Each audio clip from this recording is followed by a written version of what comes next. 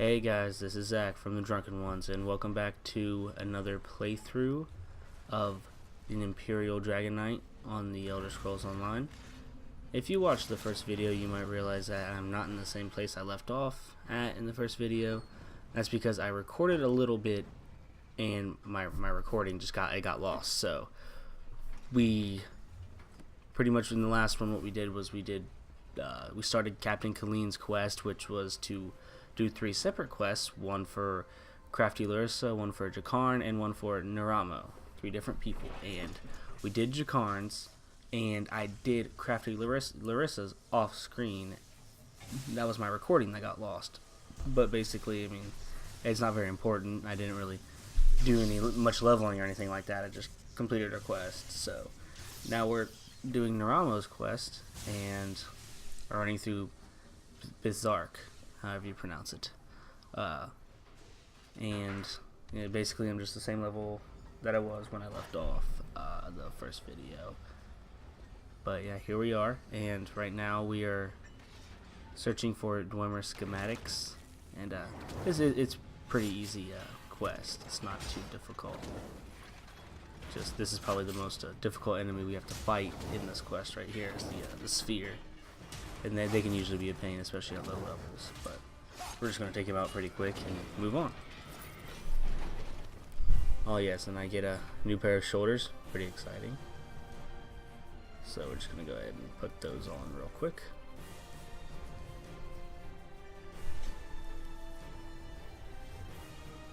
And they don't really look as great with the outfit, but they definitely are better. We're trying to be tanky, so the more armor the better, obviously.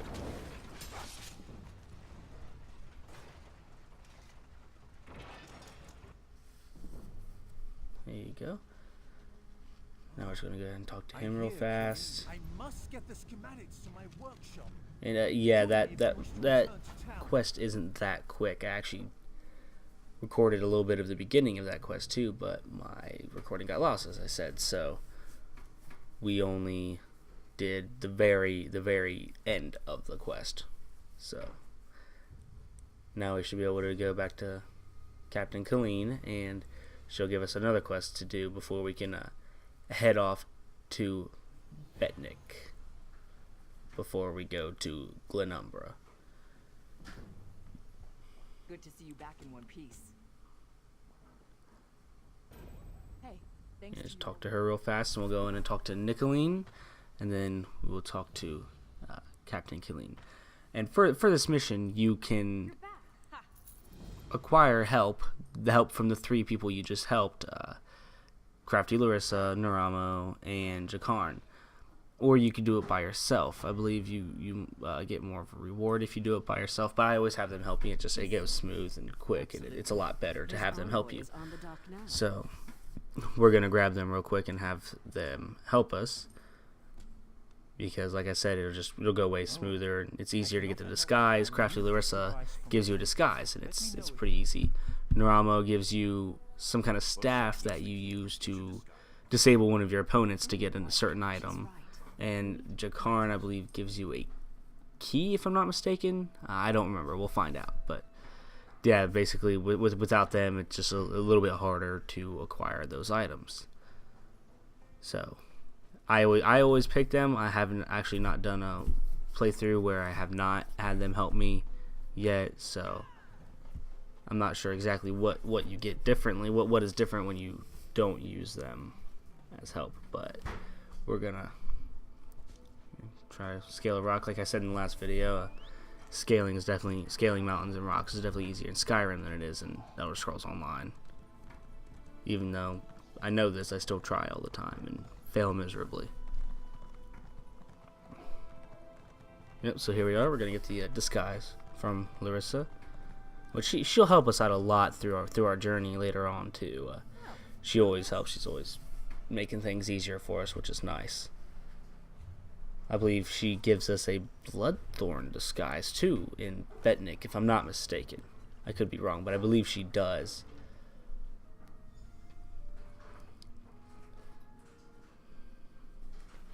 Yes, Headman Bosek. That's who we're going to thwart in this video. His bones. What is it now? Shouted at you. And now, yes, now if we go to the palace yard, which I think I go upstairs even though it's downstairs. I don't know why I did that. I've done this quest a whole bunch of times, but for some reason that time I forgot. So I believe Jakarn will be out here waiting for us, and he'll give us an item that will make our quest even easier.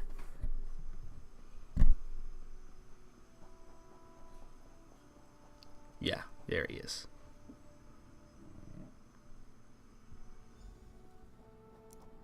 Yep, he gave us Bosek's key.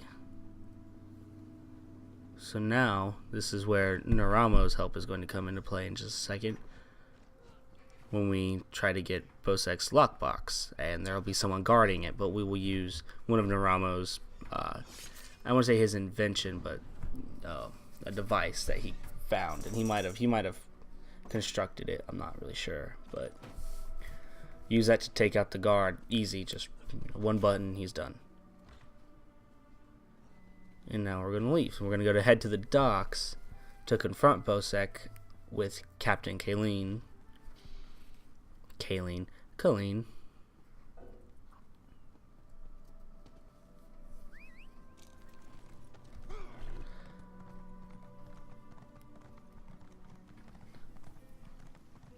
Yes, I believe after this we are able to go to Betnik. I think this is the main story quest, like, for this region at least, and not the actual story quest.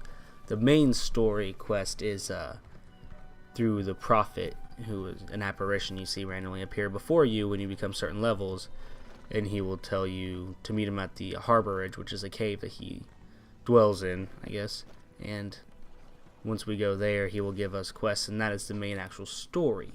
But there are quests that are stories for each piece of, like, land that we go to, each almost like countries. So you have, like, through the Daggerfall Covenant, you'll have, Glenumbra and other ones that we can go through, and they'll each have their own stories that kind of connect in a way. And it's like a story too, but it's not the actual main story. It's mainly just for the regions that you're in. It's a regional story. And then, of course, you have all your side quests, which we're not going to be doing too many side quests. We're just going to try to kind of get through pretty quick and get a higher level and get in some dungeons and start doing PvP in Cyrodiil once we get so high. So we will not be doing so many side quests. More so, we will just be doing the main plot quests and the main story quests through the Prophet, because they give you a lot of experience, and every main story quest, when you complete it, gives you a skill point at the end of it too. And they usually have pretty good items, rings and stuff like that we would definitely want. So we're not going to worry too much about these side quests unless it's something that'll give us a good shield or maybe a good helm that we can use. Then we'll definitely go ahead and complete those just to get the item, but the experience really won't be worth it per se. So, and here is Betnik.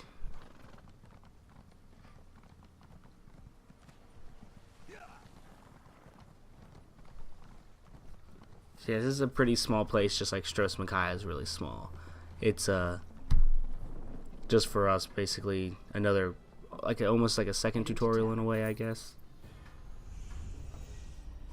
A pretty small island, and it doesn't have a big quest. This is where the Bloodthorn plot will start, and it actually leads into Daggerfall. When we go to Daggerfall, we will finish completing the Bloodthorn plot. But this is where it originates. Oh, and yes, she does give you a good heavy armor chest piece, which is what we need. And good, 704 maximum stamina added on is pretty good low level, so we can use it. Even though we only have one skill slot that actually uses stamina, the other two actually still use magic. Keep your weapon sheathed.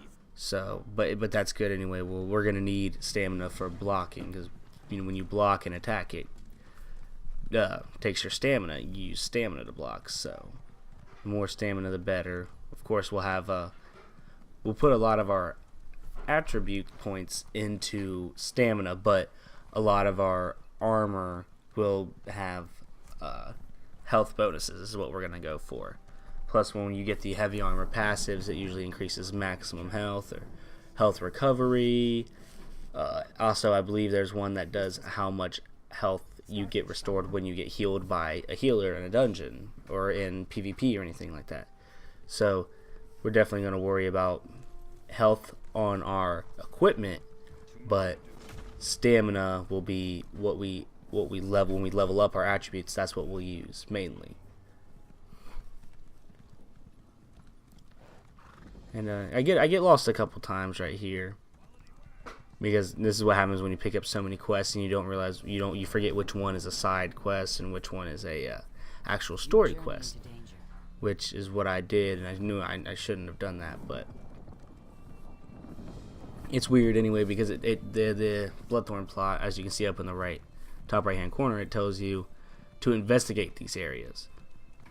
So you have to investigate them and complete a quest in each one. You have to complete like the quest for each little area until the area is cleared out from the villains. You pretty much the Bloodthorn cult. So we have to go do that, and that's confusing too for someone who's just playing and doesn't realize that. It tells you to investigate. You go there, you look around, you go, okay, I investigated, now what? There's actually quests in each one that you have to complete. So, Sky Shards, once you get 3 Sky Shards, this is what I'm doing right now. I'm getting a Sky Shard, and you see pieces collected 2 out of 3. Once I get 3, it gives you a skill point. So every 3 Sky Shards, you get an extra skill point, which is great. So you don't have to wait to level up. If you find one, you can just get a skill point then, instead of waiting till you level up to get a skill point. And some quests do give you skill points. Like I said, all the main story quests give you a skill point at the end of every one. But some random quests will give you skill points too. It really just depends. See a lot of iron ore that I'm missing. Definitely want to mine any of that I can find, so I can get my blacksmithing up, so I can smith me some good armor, good shield maybe.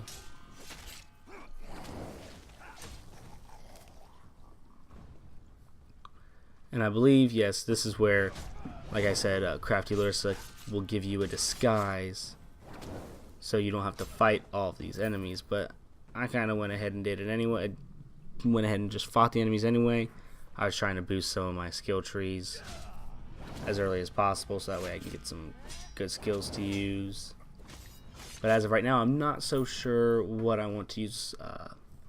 I definitely know I want to use the Talons for a good CC, good crowd control, so that way if I'm in any danger or there's multiple enemies, I can, pop that, use that, and that way I won't have to worry about so many enemies at once. I'll be able to just get, catch my bearings and maybe heal if I need to, or regain some stamina before I can go back in and attack.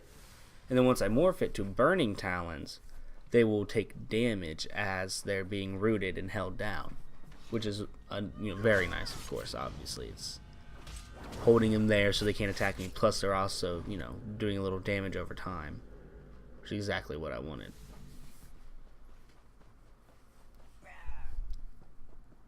So we're just going to get these last 2 moats real quick, and after we get these, probably cut it off there and start over. I'll start right from here. I shouldn't lose any footage this time.